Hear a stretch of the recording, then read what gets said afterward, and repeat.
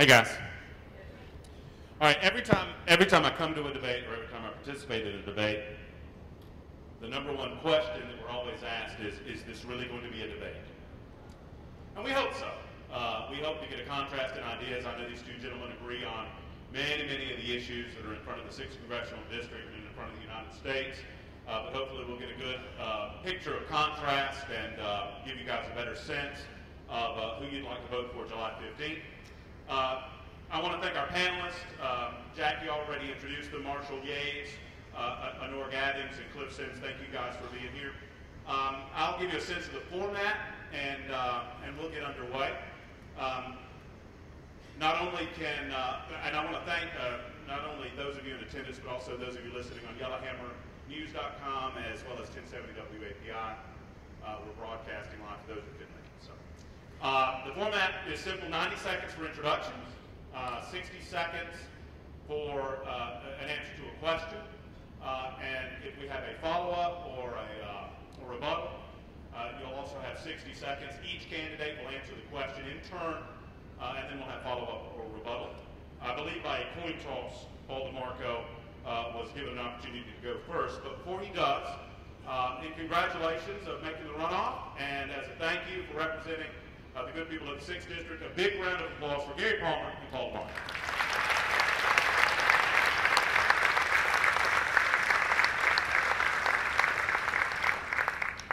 And with that, Paul, you start. Thank you, Matt. Good evening. I want to thank the Jefferson County Young Republicans for hosting this event tonight, and I want to thank the great crowd that's here tonight. Most of you know, my wife and I were blessed to have our first child, a little boy by the name of Jack, and we're excited. Again, we're blessed. And that's one of the reasons I'm running for Congress, because I'm concerned about the future of this country for Jack. I worry about what's going on in Washington, D.C., and that Jack and other children around this country will not have the same opportunities that we have. And it's not right, and it's not fair. Jack's share of the national debt is almost $60,000. Since he was born a month ago, it's climbed almost $100 billion. That's $2.3 billion a day. Again, that's got to change. But how do you change it? You let men and women of courage who are willing to go to Washington, D.C., and not only fight Barack Obama and Nancy Pelosi, because that's the easy part, but stand up to members of your own party when they're wrong.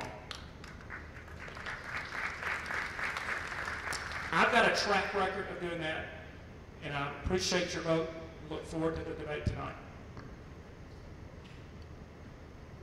When I first walked in, I was wondering if this was like a wedding where you had one guy's on one side and everybody else on the other side. But I really am honored to be here.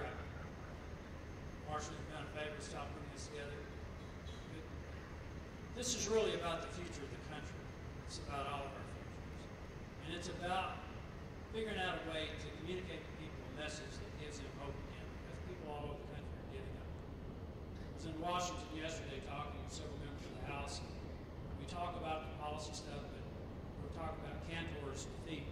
And I said, you know, there's the anti-establishment, the Tea Party, the immigration. I said, but we really need to be looking at how few people voted. And it's a reflection of the fact that as conservatives and Republicans, we become experts at depressing people. What we need to focus on are solutions. How we're going to get the country back on the right track. How we can get people to believe again that this country can be what it was before.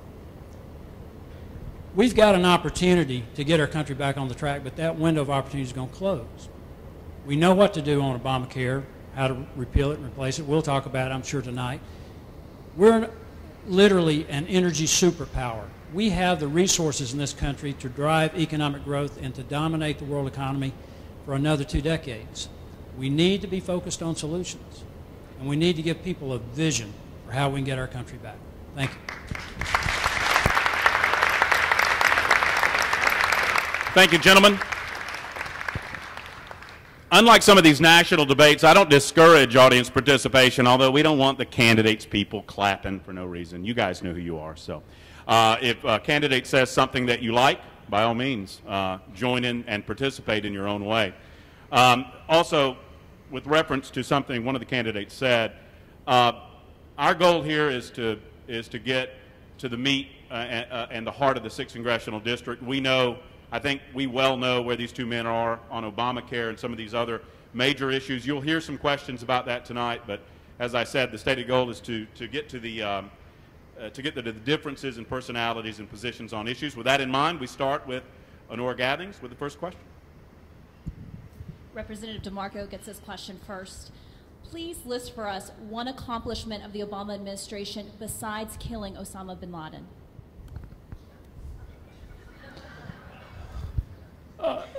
Discouraging job growth, increasing regulation. That's something he's done over the past 6 years, and it's something we got to put a stop to because it's killing the economy and it's stifling job creation and it's hurting this country, and it's got to stop.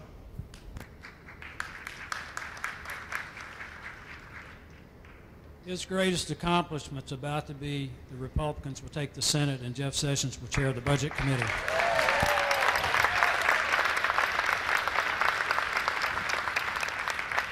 As a follow-up, I'm curious to find out, and we'll reverse the order on follow-ups and start with Gary and go to Paul. Prioritize from number 3, 2 to 1, the 3 biggest failures of the Obama administration. Go ahead, Gary. The single biggest failure is Obamacare because it has created an atmosphere of uncertainty in this country in terms of job growth that is unprecedented in our history.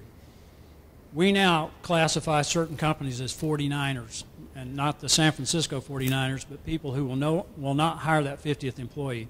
They will stop at 49. They're now limiting the hours that their employees can work to 29 hours or less, and you literally have people working 20 hours a week for one company in the morning and 20 hours in the afternoon for another. The EPA regulations are going to destroy states like Alabama that are so dependent on coal for energy. That is huge. And then the mess in foreign policy is unprecedented. What happened in Iraq is an unprecedented failure of intelligence, and we have created a vacuum that is being filled by Putin, by the Chinese, and by, to a certain extent, Islamic extremists.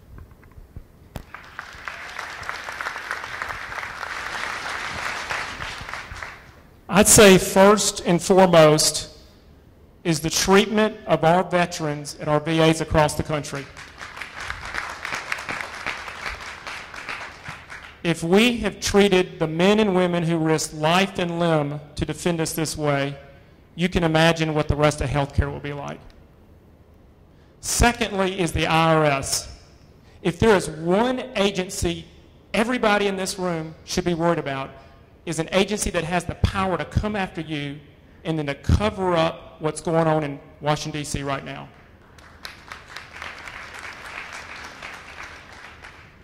And then finally, I would say it's the across-the-board, agency by agency by agency that has gotten bigger and more powerful, and they're not accountable to us.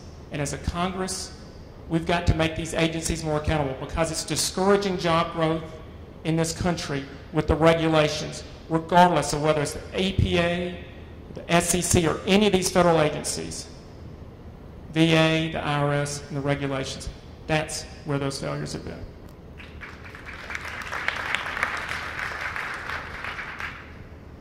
Mr. Palmer, over the last few years, many Republicans have accused the president of committing unconstitutional acts and violating his oath of office.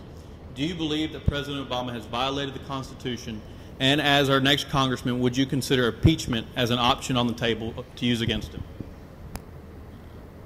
He has definitely violated his oath of office, and we're in a constitutional crisis.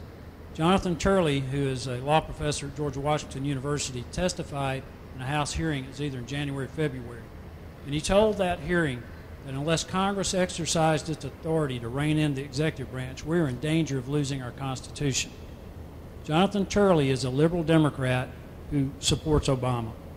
Now, you need to get your mind around that a liberal Democrat is coming into a Republican majority and telling them they've got to rein in the executive office. If impeachment's on the table, I'll support it. There are other things though, that I think we can do, and I was pointing this out yesterday to some members of Congress. Congress has the authority to hold hearings, to hold people in contempt, and we need to impeach Eric Holder as well. This, in my opinion, is the most dangerous, corrupt administration in maybe in the history of the country. I would absolutely vote to impeach the president if it was found that he convicted or high crimes and misdemeanors. And if you get back to what's going on at the IRS, that to me is the most despicable act, targeting conservatives, targeting citizens based on their political beliefs. That alone should be grounds for impeachment. Representative DeMarco, we'll start with you on this one. I've heard both of you guys in the past talk about term limits and kind of give your thoughts on that. In a situation like this, it's easy to say, yes, in theory, I support term limits. But two-part question. Number one, would you support a bill for term limits in Congress? And number two, will you commit to the voters tonight to serve a certain amount of terms? Thank you, Cliff.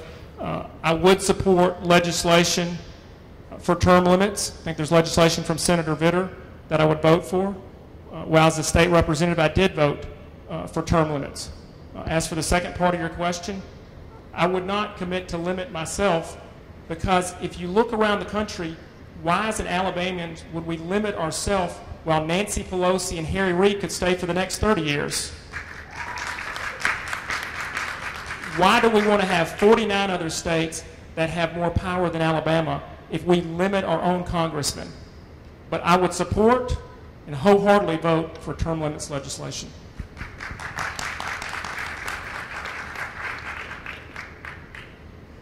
I've committed to serving only 5 terms. That's 10 years. That's enough. Political office should not be a career. It should be a mission.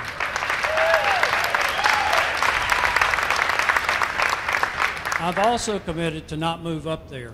I think one of the worst things that happens to people who get elected to Congress is they move up there and they become part of the culture. I will commute. And while I'm commuting, coming back and forth, I'm going to host a breakfast once a month, maybe twice a month, and start inviting people who have a vision for running for office to come to that meeting, because what we really need to do is raise up a farm team of leaders that will run for the legislature, run for mayors and city councils, and create a farm team of people who have the integrity, the intelligence, and the understanding of issues that can take our place. We should not leave a vacuum. And honestly, I think that's the best thing that we could do, is to create this farm team, and then we won't leave this hole for these other members of Congress. I want to follow up with Gary and give Paul an opportunity to rebut. Gary, you said that politics should not be a career. Do you consider your opponent a career politician? Not yet. Paul? Well, it's funny, actually. I've been in the State House for 8 years. I have not been doing this for 30 years. I was in college when Gary has been involved in these activities. But let me just say this. We don't need to wait a decade. We do have a farm team. I'm part of that farm team. Next up, Honora. Mr. Palmer, would you ever pass an unbalanced budget? And second part of the question is, would you ever support a tax increase to pass a balanced budget?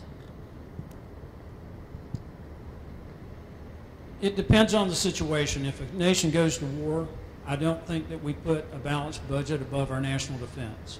So there may be situations where we would have to have an unbalanced budget.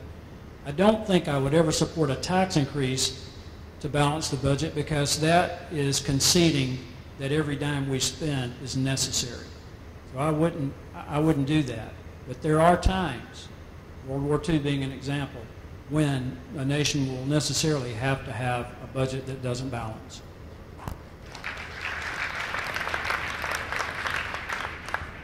balancing the budget needs to be a priority. That's why I would support a constitutional amendment to balance our budget, just like we do here in Alabama, just like you do here at home. Now, we're not going to balance this budget overnight with a $17 trillion debt and all the issues going on, but we've got to start now. You've got to put men and women who are willing to prioritize and balance the budget. But I would never vote for a tax increase. There is too much money going to Washington, D.C. that is being wasted.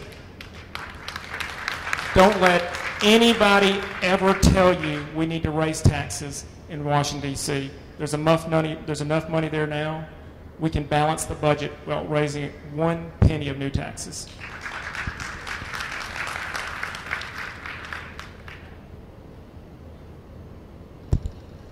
This question is regarding the current crisis in Iraq. I want to get each of your opinions on how we got here and to the point where ISIS is marching towards Baghdad, and what kind of solution you would support in Congress.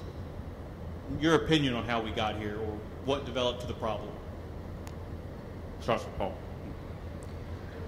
We're here because of the failure of President Obama and his foreign policy. That's why we're here. That's why we're here. Men and women died and lost life and limb in Iraq to provide for what's the freedoms to try to create the democracy in Iraq. So where we go from here, before we make any decisions,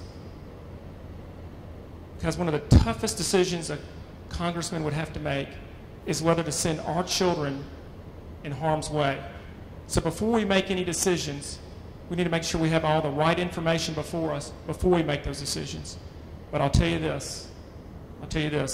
I look back to President Ronald Reagan, who said, peace through strength. Peace through strength. If you look what this administration has done with the military budget and the lack of respect around the world, that's why we have the crisis in Iraq.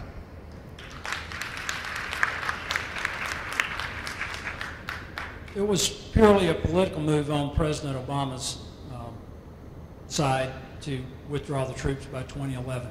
He left an enormous vacuum in Iraq. They were not prepared for this. In addition to that, this is an intelligence failure of unprecedented proportion. What we can do now, we do not have to have boots on the ground. We've got troops in there to protect our embassy. But we could establish a no-fly zone like we did during the Bush administration and halt these folks where they are.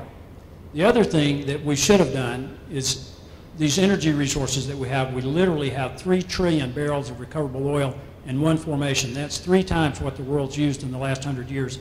We need to be selling oil and natural gas to Europe, Asia. We will make OPEC irrelevant. It will change the dynamic in Iraq. It'll change the dynamic in Iran. And if we'd done this 7 or 8 years ago, the Russians would not be in the Ukraine. And I want to follow up on that real quick.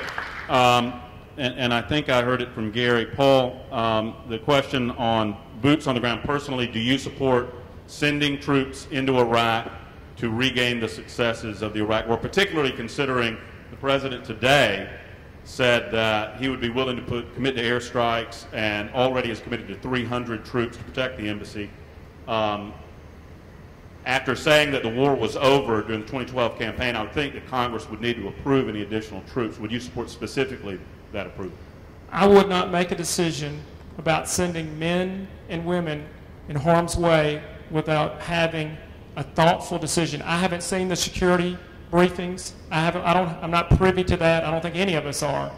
So to make a difficult decision to send our men and women back to Iraq, I would not make that decision unless I had all the information before me. That is probably the most difficult and important decision a congressman would make, is to go to war and send our soldiers to fight.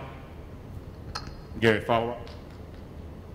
Well, I agree with Paul that we don't need boots on the ground, but we do have to have enough personnel there. You can't just do random airstrikes. You've got to have observers and people who call that in. But I think the most important thing that we can do is establish air superiority and give the Iraqi army a chance to get reorganized and reestablished. But at this point, I wouldn't be inclined to support sending troops into Iraq. I think that the Bush administration, this is one of their big mistakes in trying to do nation building. And we should have removed the existing regime and left the people who are in control, let them stay in control. The whole objective was to eliminate any threat from weapons of mass destruction, and also to eliminate a place where terrorists could train to launch attacks on us. And before I go back to the panel, very quickly, just yes or no, did we win the war in Iraq here? I think we won it in the sense that we brought them to a point of democracy, but what a lot of people don't understand, Matt, is that our view of freedom is it's almost in our blood. I mean, we had a meeting with the Republican Study Committee right after Bush declared victory. They were all talking about getting in and setting up contract law. This was with the Republican Study Committee. And I pointed out to them that there's a fundamental truth that those people don't quite get that we just take for granted here, and that is that all men are created equal. And that if you want to establish liberty, you want to establish free market economy, there's a fundamental principle of business, and it's this. You can't do business with somebody Monday through Friday and then blow them up on Saturday. So, Paul, what do you think? Did we win the war in Iraq? Yes, our troops proved their merit and their valor. They left the country the way we needed to leave the country. The failures now are not on the backs of the United States military.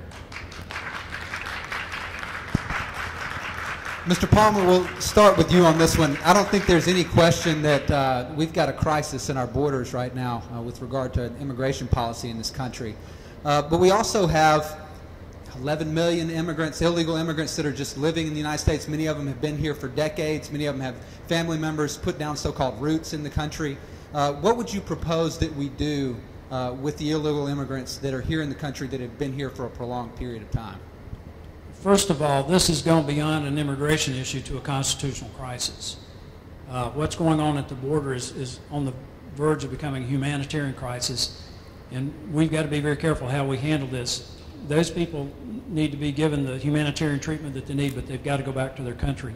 In terms of the 11 or 12 million who are here, I think that's going to be one of the most difficult things that we have to answer, because, first of all, I don't think anyone believes that we're going to deport 12 million people.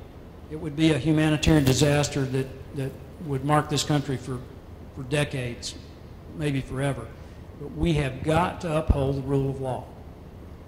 These people have to be held accountable before the law in some form or fashion. If it means they're deported, then they're deported. But we have got to reestablish the rule of law in this country. If we don't, everything's off the board.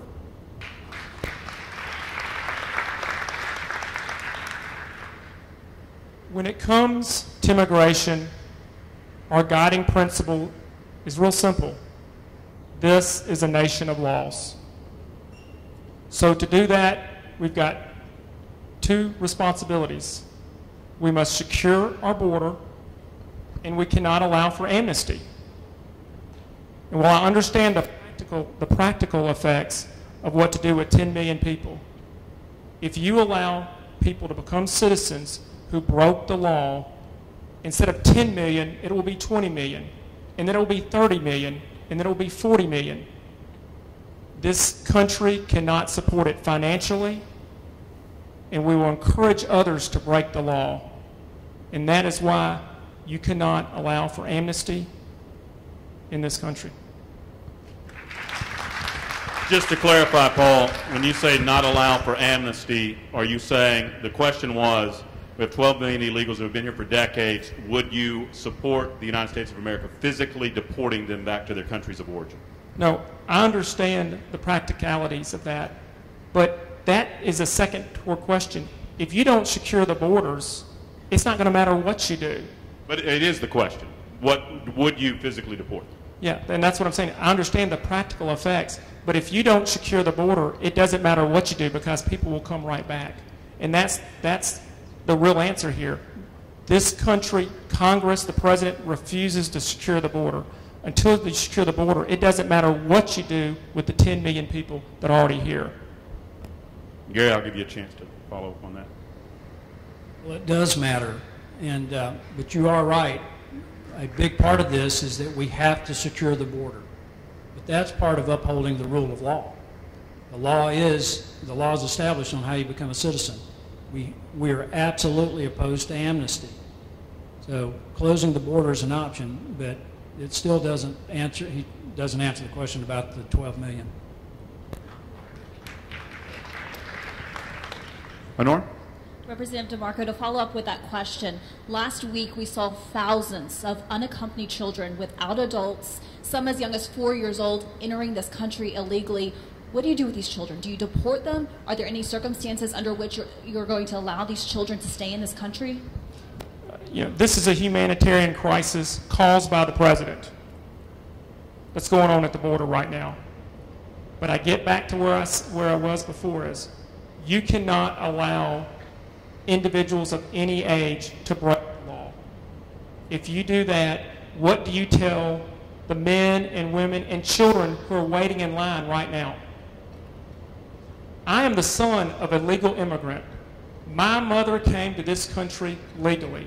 She waited in line, and I tell people, if my family followed the law, my mother followed the law, everyone else should follow the law as well.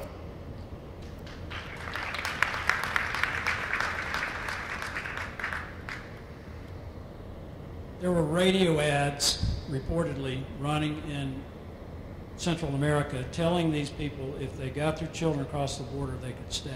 I believe this was initiated by the Obama administration.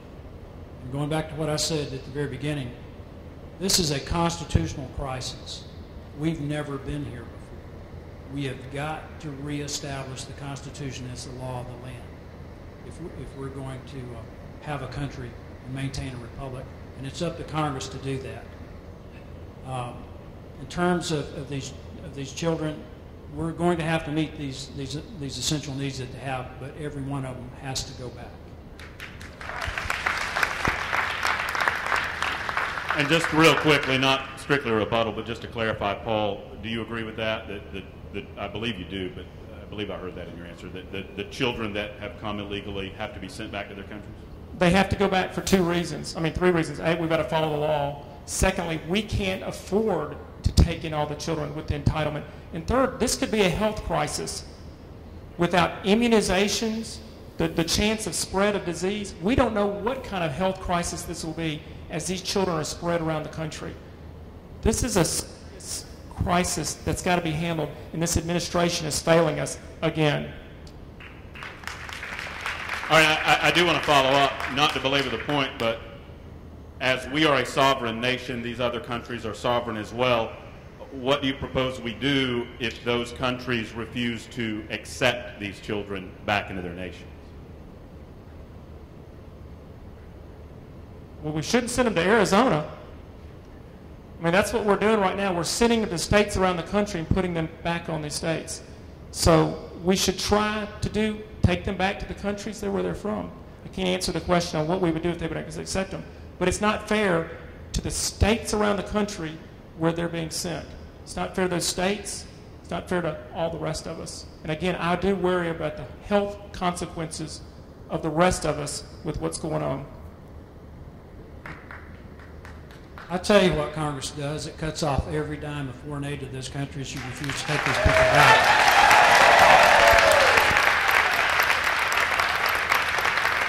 Mark? Gary, who is your favorite historic political philosopher?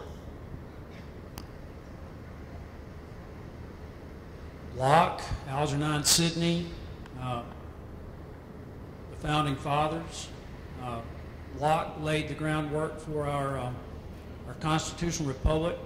He greatly inspired our founders, but the guy who had perhaps the greatest influence on him was a guy that very few people even remember. His name was Algernon Sidney, and he wrote a treatise in 1690-something, I think it was, that challenged the authority of the monarchy. And he established that legitimate power came from the people. He was imprisoned, and I believe it was in 1696, he was executed. He was a martyr to the Founding Fathers and tremendously inspired them in the writing of the Declaration of Independence 70 years later.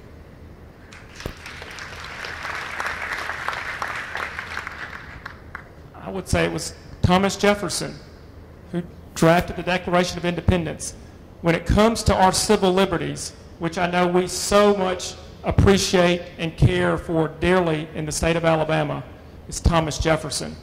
When we go back to our forefathers, that's who I think about. I think that's all we think about. All of us can appreciate is Thomas Jefferson. Representative DeMarco, last couple of years, been a lot of really big economic development projects have come to the state. You got Airbus down in South Alabama. We hear about Remington up in Huntsville coming now. Hasn't been a lot of activity here in the 6th District, a lot of those big kind of projects. What specifically could you do as our congressman to get some of these major economic development projects to start locating here in the 6th District? Thank you, Cliff. About 18 months ago, I sat down with business leaders in manufacturing, in construction. I asked that same question, and what they said was workforce development. We need to make sure that we have workers, skilled workers. And we sat down and worked over the past 18 months on what we could do to make that happen here in this region. And about a month ago, we cut a ribbon at a building not too far from here that the AIDT, the state's industrial development training, would open up. And now we're going to have a model for the country right here where we have two-year schools and K through 12 and universities, but most importantly, employers work to train workers. And that will be something we did at the state level, and I will continue to work with them, if you honor me by your congressman, at the federal level.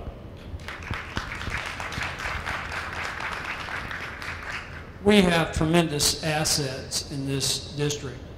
You see that train going by? The railway system that goes through this district reaches 78% of the country. That means that whatever products that we manufacture, we can ship to 3/4 of the country.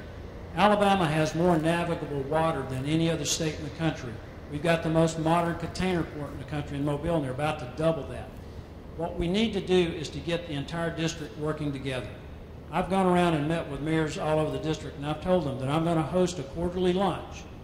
I'm not going to run the meeting. I'm going to facilitate it because I want to get these guys together, working with business leaders, working with each other. And I told them, I said, you're going to find out two things. One, you can work together. We're not a bunch of independent little municipalities that can't get along, and you're going to find out that you like each other. I will be the guy that brings to this place a congressional office like we've never seen before that's going to be a center of economic leadership.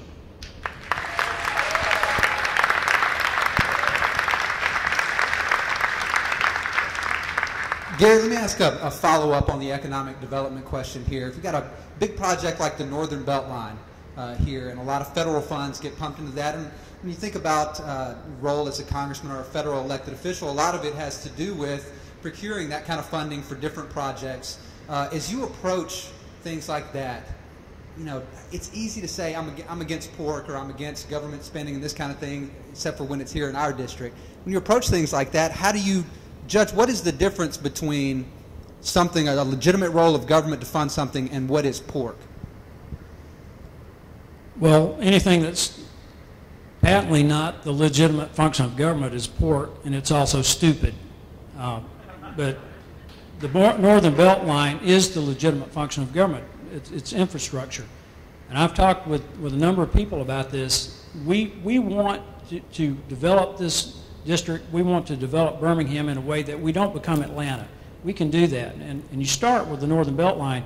Build what we need 20 years from now, not what we need right now, so that we don't wind up having to constantly be building something. And we need to plan so that we maintain our culture. Birmingham is not part of the district, but it's a huge part of this equation, and we're making great progress. We're in a facility right now that's an example of that. But we still have 16,000 vacant buildings in this city with tax liens on them.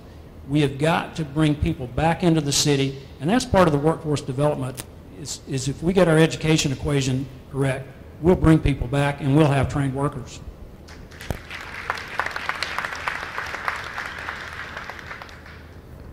You look back at the Constitution, provide for the national defense.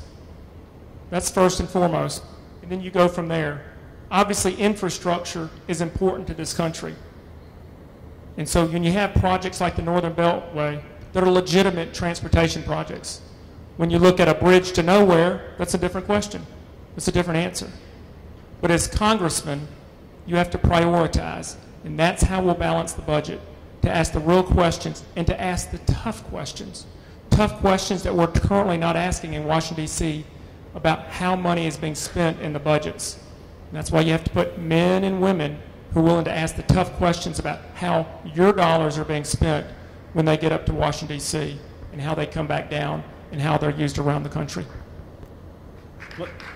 Allow me to follow up, speaking of the tough questions, but follow up on Cliff, and this is really just asking the same question in a different way. Right behind you, gentlemen, is Vulcan. We all love Vulcan, a symbol of the city.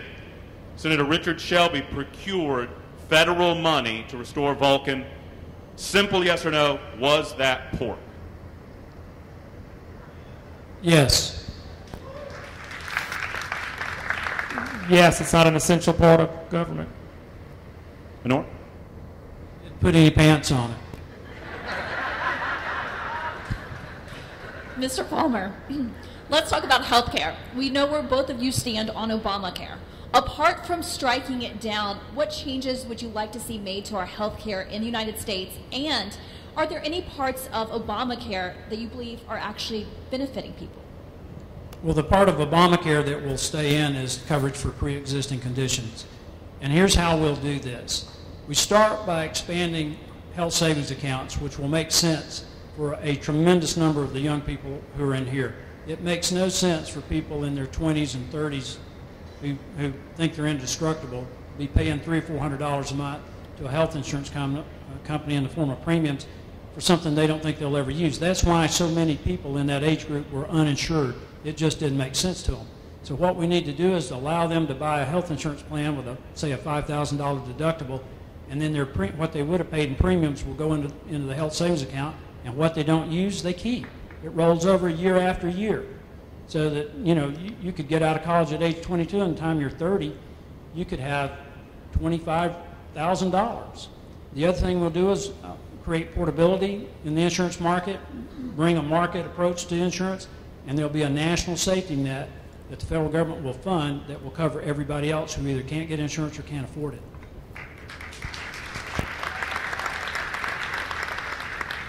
In addition to pre-existing, the aspect about children staying on until age 26 is something that I think people have embraced. But let me tell you this.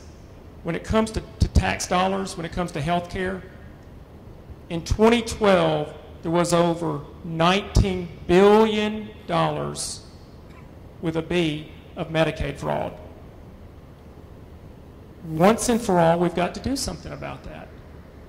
And you take those cost savings and then you take those back into the healthcare market. Here in Alabama, we're losing our rural hospitals. And you ask any of these folks that live in these rural areas about the access to healthcare, that's what we need to be looking. We have hospitals that operate as efficiently as anywhere in the country, but because of the federal rules and regulations, we're losing our hospitals and our federal and our rural hospitals. That's what we have to do, but you've got to do something about the waste and fraud in Medicaid.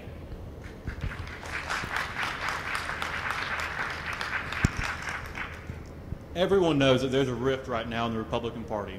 After watching Eric Cantor lose and the House of Representatives voted on new leadership this week, could you commit to voting for John Boehner, or would you vote for someone else, and who would that be?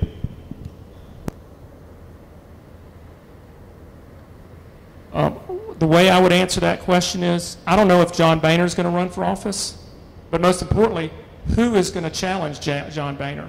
It's like the Democrats voting on Obamacare without knowing what's inside the bill. But I'll tell you what my guiding principle would be.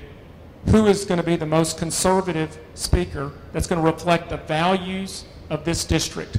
That was what I will do. I will look those two men or women or whoever runs, I will look them in the eye and make the decision.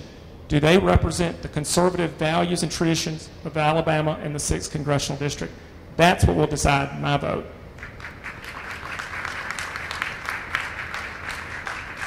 I cannot in good conscience support John Boehner because I think he lost his legitimacy to lead when he violated the Hastert rule, which said that no Republican speaker or majority leader would bring a bill to the floor without the majority of the caucus supporting it. And last fall, he did that. He caucused with the Democrats with only 26 or 29 Republicans. So I think he lost the legitimacy to lead. There's another aspect about this, though, and I think, and I've talked about this with some members, we need to look at choosing a speaker who comes from a state where he does not have the pressure that Boehner has from other members of his state delegation. And in other words, I really think we'd be better off to have a speaker from a solidly red state so that they do not have to steer to the left. I want to follow up on that real quick. Speaking specifically to the 6th District, and I'll start with Gary and go to Paul. The 6th, I mean, there's obviously no doubt the 6th District is red, as they say. But considering the candidates in the primary, the divergence of backgrounds, and the vote split that we saw in the primary, do you believe that there is a rift within the 6th District between what we would call establishment and Tea Party conservatives? And if you believe that exists, how do you, as the 6th Congressional District Congressman, repair that? Gary, I'll start with you. I thought everybody was against me, so. Tea Party and establishment, all of them. No, I don't know that we've got that much. I think, and particularly in my case, I've got a great relationship with the business community. I'm very oriented toward economic development, but I have a very high regard for the Tea Party because they truly are the grassroots patriots. They're trying to help get our country back. The thing that bothers me more than anything else is how people talk down to each other. I'm not interested in trying to tear somebody else down to build myself up. If I can't convince you of my leadership potential based on my credentials and my character, then I'm really not interested in dividing everybody and trying to pit one another against each other.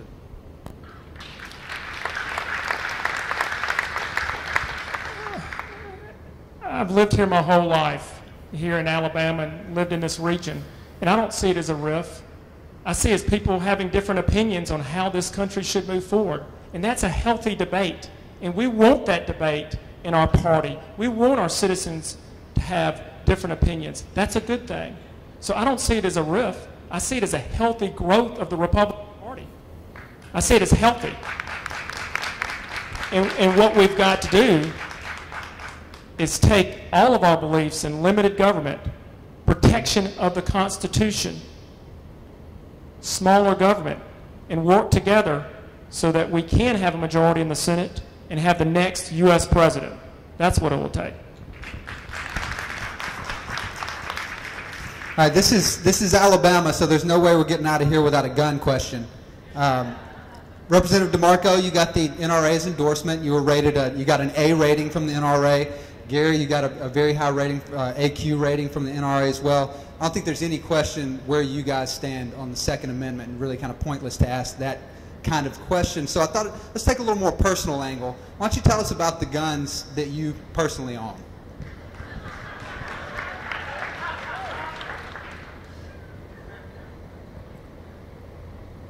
If you want to find out what guns I have, come to my home late at night. And I'll just tell you, my wife's from Texas. She's a pretty good shot. So could you tell us a little bit about the guns that you own? No, I'm not going to tell you about the type of guns I own or the amount of guns I own, but I promise you, both my wife and I do have guns.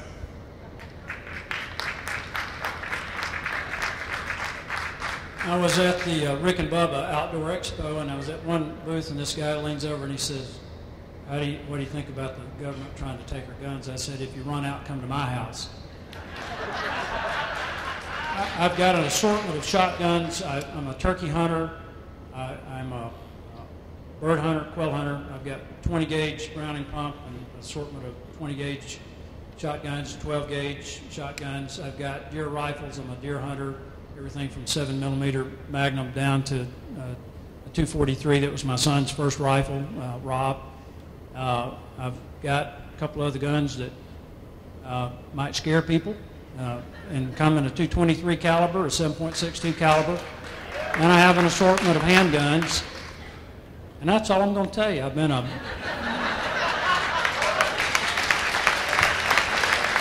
member of the NRA for over 30 years. Roll Tide. Either of you own a wood chipper? Not just kidding. That's a joke. A wood chipper. I'm just. That was for Will. I think he's in the audience. You guys go ahead. Mr. Palmer, going back to foreign policy, right now we regularly send money, troops, and other resources to help out with humanitarian crisis and other situations outside the United States, like most recently with the Nigerian kidnappings.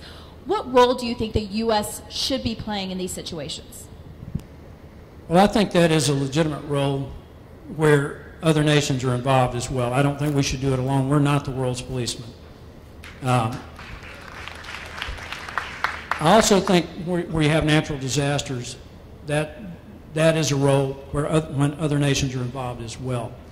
What we cannot become is a police force, and right now we're doing a tremendous disservice to the world by drawing down our troops from NATO, by drawing down our military.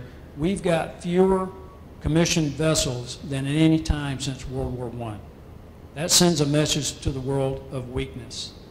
In terms of foreign policy, it's not just we've got to restore our military, but we've also got to take advantage of the economics, take advantage of the energy resources that we have, and start impacting Europe, start impacting Asia, closing our trade deficits, and denying our enemies resources to build and modernize their military, which is exactly what Russia's done. Anytime we talk about using military troops overseas for any reason, you ask the humanitarian question, obviously. But then secondly, you ask about, is it in our national security? And that's got to be first and foremost. And I get back to what I said earlier, because it is so important. As a congressman, when you make a decision about sending our men and women in harm's way, are you doing it thoughtfully? Do you have the information before you? And it is in this country's best interest. And from time to time, too many times in the past, we've seen it may not have been.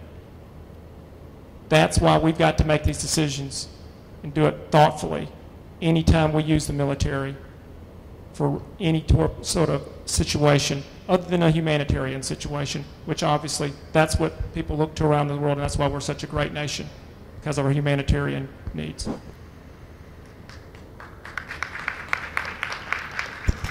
Representative DeMarco, in light of last year's revelation of the NSA collecting bulk data through the internet and cell phones, do you believe that NSA program is unconstitutional and a violation of the Fourth Amendment? And this is a yes or no question. I would say possibly yes. And I'll tell you why. We've got to balance our privacy rights, our civil liberties with national security. And Congress has not done the oversight, has not provided the oversight of agencies like they needed to.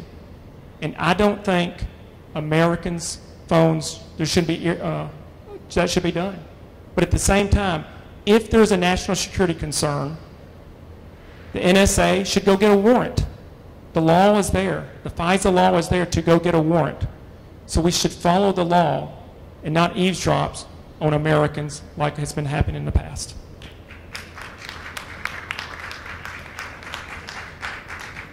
I don't think it makes me feel any better that we have congressional oversight of unconstitutional activity. The Fourth Amendment is very plain in its language. The right of the people to be secure in their persons, houses, papers, and effects against unreasonable search and seizures shall not be violated.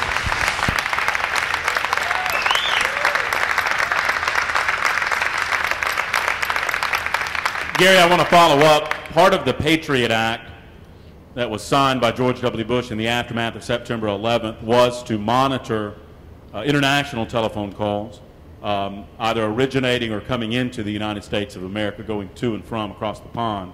Do you consider that those telephone conversations would fall under the Fourth Amendment as well? I do not. They're not under the Constitution. And I want to add to that, too, that our intelligence put out a study this week that said that only 8% of millennials believe that they'll collect all of their Social Security, and 51% don't think they'll collect anything. Social Security is 23% of the federal budget right now. I keep mentioning our energy resources. That Green River Formation that holds 3 trillion barrels of recoverable oil, the estimate that I've seen on the federal royalties alone are worth $14 trillion. What I would recommend is that we set aside some of these oil and gas royalties that the federal government is going to collect to make sure that Social Security is paid for everybody over age 50, and we use that as the opportunity to reform it on the other end. We've also got to raise the retirement age, and we've got to allow people to set up individual retirement accounts. That's how we'll fix Social Security. You make sure that it's paid for in the short term, you reform it back to the people coming into it so that they can have individual retirement accounts. A real quick follow-up on federal spending. Considering that we're overspending by roughly $1 trillion a year under this administration, and even more so considering that under the Bush administration, non-military spending, he overspent by about 26% of the budget. I'm just looking for a gut response.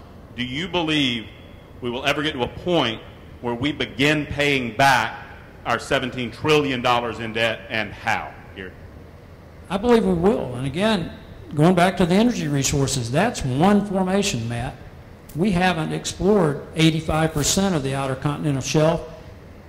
The third largest oil sands discovery in the United States is in North Alabama, 7.5 billion barrels of oil. We have the resources to pay this down. Now, I want you to understand, it's not going to happen in 2 years, 4 years. It's going to take 20 to 25 years to get our fiscal cart out of the ditch. But what people are looking for is not a quick and easy solution. They're looking for an honest answer, and that's the honest answer.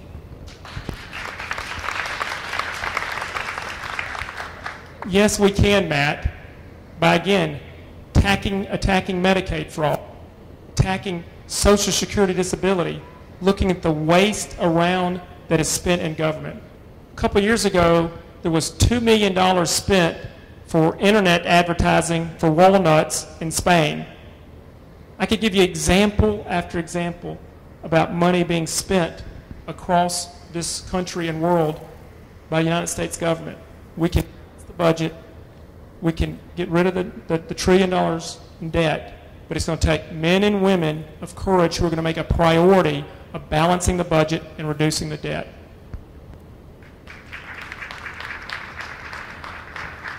Lenora. Well, while we're on the subject of budgets and making changes to budgets, Representative DeMarco, as you well know, the Jefferson County Commission was forced to drastically reduce its budget recently by a third. The federal government is facing a similar situation. What things do you guys believe should be cut from the federal budget? Yeah, I think it's you, Paul. Let's start with the Department of Education.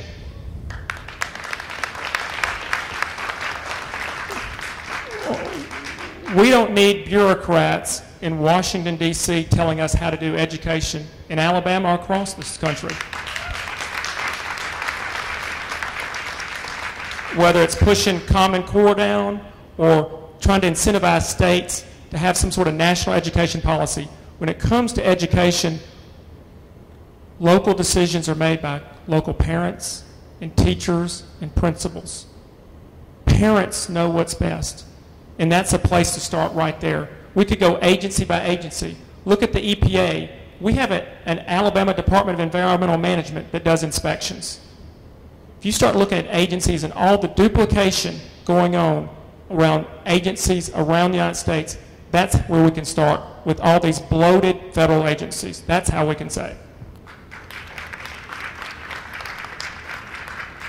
I started working on this about 4 years ago. I had a discussion with Senator Sessions and with Senator Tom Coburn of Oklahoma, And I said, we need to create a catalog of every federal program. There's 2,200, maybe a few more federal programs. And we need to describe the program, what it spends, how many people it employs, and then start asking some questions. And the first question, is this program obsolete? If it's obsolete, we quit doing it. The next question is it the legitimate function of government? If it's not, we quit doing it. If it is something that needs to be done, the next question is, can the private sector do it? If the private sector can do it, you contract it out. The next question is this duplicated at any level of the federal government? The GAO, the General Accountability Office, issued a report about 2 months ago and identified 188 federal programs that are either... Who's up? I've lost track. Gary. All right. Gary, what politician that isn't a Republican do you admire most and why?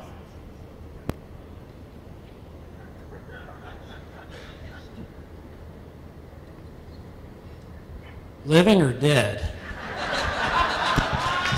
It doesn't matter. George Washington.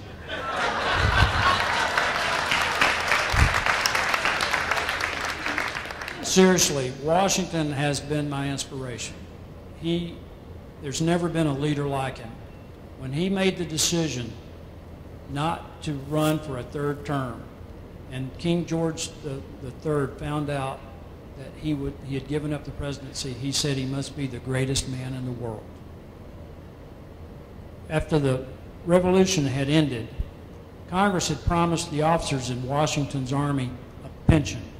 When they found out they couldn't get it, they hatched a plan to stage a coup on Congress, and they were going to make Washington emperor.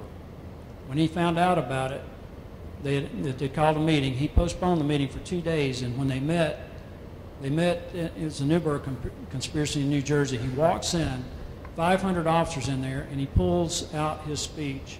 And before he gave it, he pulls out his spectacles. And he said, "Permit me, gentlemen, to put on my spectacles, because I've not only grown gray in service to my country, but blind as well." And it ended it right there.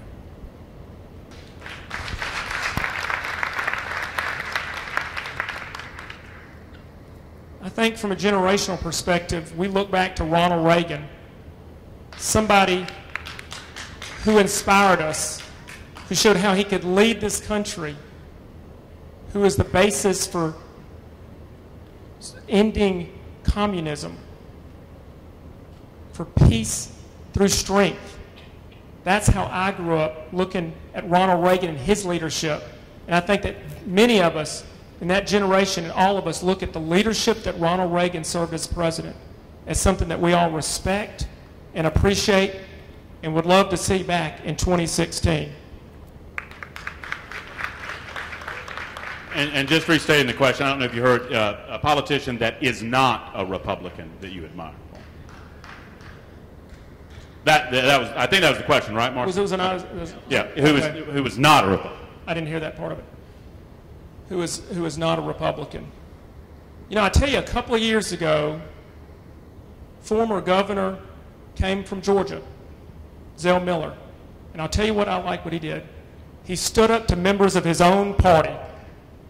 And that was something that I respected. He came over from Georgia as a Democrat governor, said he stood up to members of his own party. And I respect that because I think that's something, as a congressman, I would do, and it's something as a state representative has done. Stand up to members of your own party if they're wrong.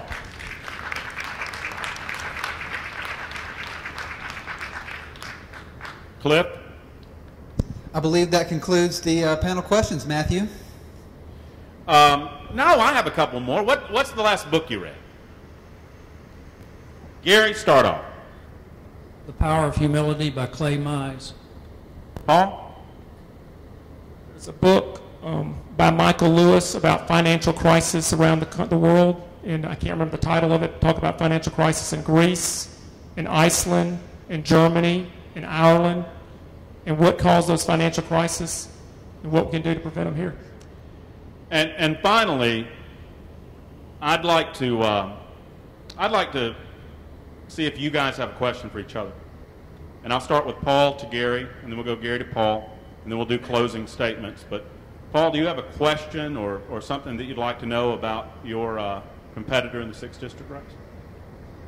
Well, I guess, Gary, one of the questions we've been asked was, I guess, about earmarks. And I know in the past you had lobbied Senator Shelby for a congressional earmark for an out-of-state organization in Maryland, the Fatherhood Initiative, that I respect. So I guess the question, as a congressman, would you want to continue the ban on congressional earmarks, or do you think we should continue and start back with earmarks for pork?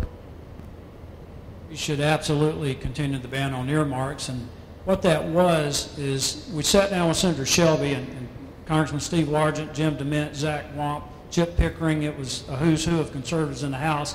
And we figured out that this is money that would have gone to Planned Parenthood. And we figured out a way to redirect that money from Planned Parenthood to the National Fatherhood Initiative.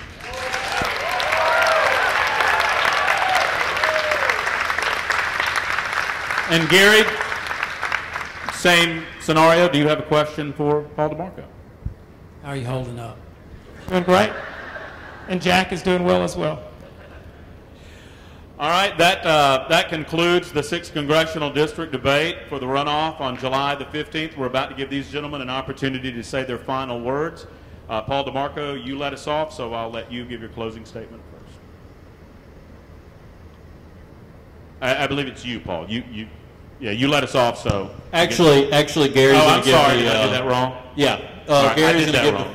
start first since he didn't start first before. That's what happens when they give me a microphone. Go ahead, Gary. And it's 90 seconds? Yes. Okay, has the clock started?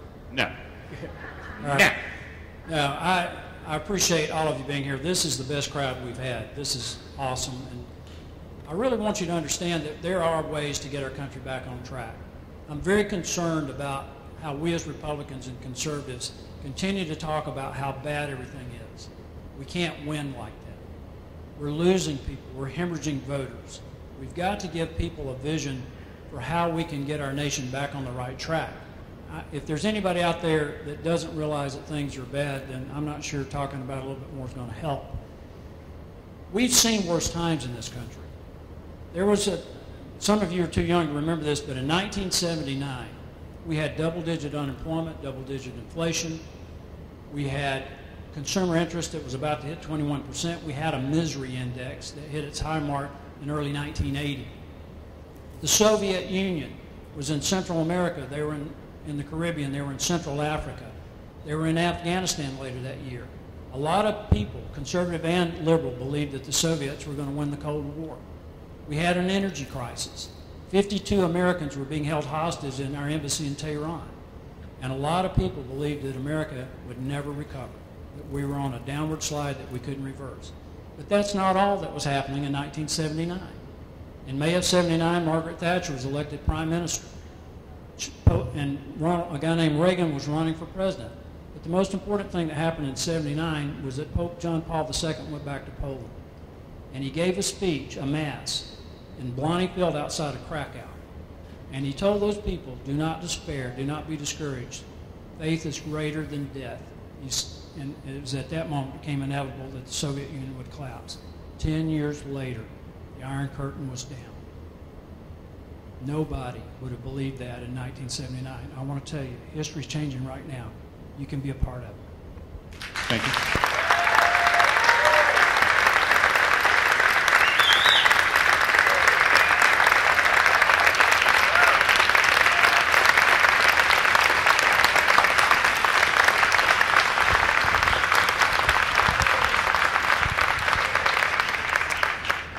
Thank you very much for the opportunity to be here. The IRS is investigating us. The NSA is listening to us. The EPA is overregulating us. The Middle East is up in smoke. The commander-in-chief is commanding less respect than any other time in modern history. If you honor me by electing your congressman, you've got my commitment. I will work hard to repeal and replace Obamacare. I will work to change our tax code, simplify it. I will work for a balanced budget. And I will be accessible and available just as I have been serving as a state representative around and across the entire district. Now, over the next couple of weeks as the campaign goes on, I think there will be out-of-state groups that come into this state to try to steal this election. I'm from Alabama. I know we won't let that happen. I'm from here. I know folks across this district, and I know what they want from their congressman. Somebody who will take the traditions and values and the respect of the Constitution to Washington, D.C. And that's why I will live here, and I will work here, and I will take it to Washington, D.C. But what I will not do, and I work day and night, is to make sure I don't bring Washington, D.C. values back to Alabama. That's my promise, that's my commitment, and that's what I will do. Ask for your vote and your prayers on July the 15th. God bless. I want to thank our panel tonight, Cliff Sims, Honora Gathings, Marshall Yates.